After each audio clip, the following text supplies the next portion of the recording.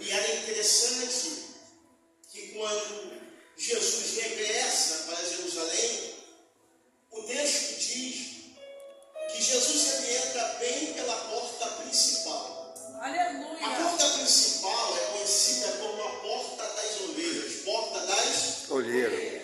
era a porta principal de Jerusalém. Jerusalém é conhecida, ou conhecido, por causa dos seus muros fortificados e também pelas suas portas ou portões.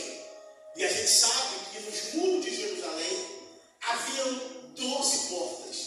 Essas portas eram de muita importância para o judeu, porque cada porta dessa representava algo para o judeu. Havia 12 portas. Quantas portas eu disse? 12 portas. Só que a porta principal era a porta das ovelhas. E Jesus ele entra pela porta das ovelhas, a porta principal.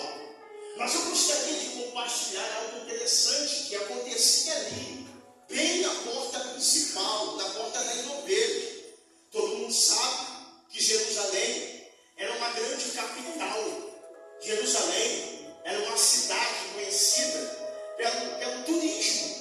Muitos viajantes passavam em Jerusalém para contemplar a beleza do templo, mas outros também iriam para Jerusalém simplesmente para adorar, porque todo mundo sabe que o templo era lugar de adoração, o templo era lugar de apresentar sacrifício.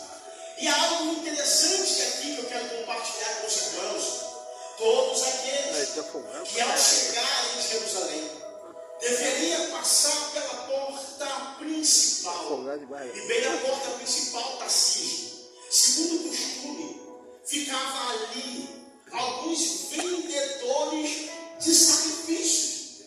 E esses vendedores de sacrifícios, eles ficavam ali vendendo alguns animais que eram usados para o sacrifício no templo. Então, se alguém fosse ao templo para adorar e ter o seu pecado perdoado, ele passaria ou ele chegaria na porta principal. Ele tomaria nas suas mãos um sacrifício ou um animal. Todo mundo sabe que para se expiar o seu pecado, ou ter perdão do pecado, deveria levar o animal imaculado, sem mancha, sem defeito, o animal puro. E esse animal deveria ser colocado no altar para a expiação do pecado. Então, uma vez que o adorador chegasse para adorar no templo, ele deveria ter duas coisas. A primeira coisa que disse para os irmãos, ele deveria ter um sacrifício na mão. Ele deveria ter um sacrifício na mão. E a segunda coisa, segundo o costume judaico, este adorador não deveria apenas entrar na cidade e ao templo com o sacrifício na mão. Ele deveria também entrar com um cântico nos lábios.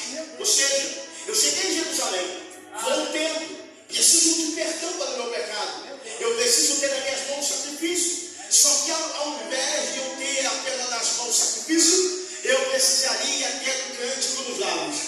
Uma vez que o adorador entrasse pela cidade ou pela porta do templo, ele levaria o seu sacrifício, cantando um hino a Deus, ou cantando louvor, adoração a Deus. Todos que olhassem diziam: aquele ali está indo para o templo. E para onde ele vai? Ele vai para o templo sacrificar e adorar. E eu me pergunto, por que ele vai adorar? Você não está percebendo que ele está indo para o templo, mas as mãos dele não estão vazias? Ele está indo para o templo, mas ele tem sacrifício na mão. E ele tem um cântico nos lábios. Ele tem um louvor nos lábios. E uma vez que ele entrasse dentro da cidade, ele ia para o templo, apresentar o seu sacrifício nas mãos do sacerdote. Deus recebeu o sacrifício do adorador.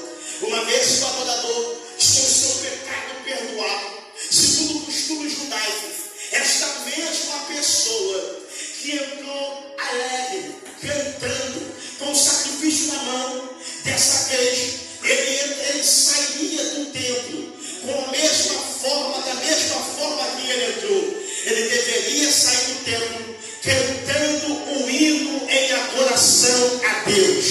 Então deixa eu recapitular. Então o adorador